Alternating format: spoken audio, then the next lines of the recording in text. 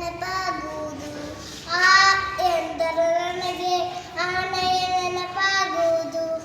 ಈ ಎಂದರೆ ನನಗೆ ಇಲಿಯ ನೆನಪಾಗುವುದು. ಈ ಎಂದರೆ ನನಗೆ ಈಶ್ವರ ನೆನಪಾಗುವುದು. ಹೂ ಎಂದರೆ ನನಗೆ ಉಂಗುರ ನೆನಪಾಗುವುದು. ಹೂ ಎಂದರೆ ನನಗೆ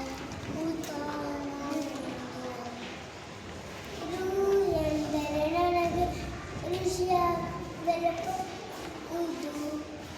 ಎ ಎಂದರೆ ನನಗೆ ಎಲೆಯ ನೆನಪಾಗುವುದು. ಐ ಎಂದರೆ ನನಗೆ ಐದು ಎ ಎಂದರೆ ನನಗೆ ಏಣಿಯ ನೆನಪಾಗುವುದು. ಐ ಎಂದರೆ ನನಗೆ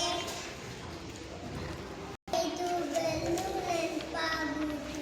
ಓ ಎಂದರೆ ನನಗೆ ಒಂಟೆಯ ನೆನಪಾಗುವುದು.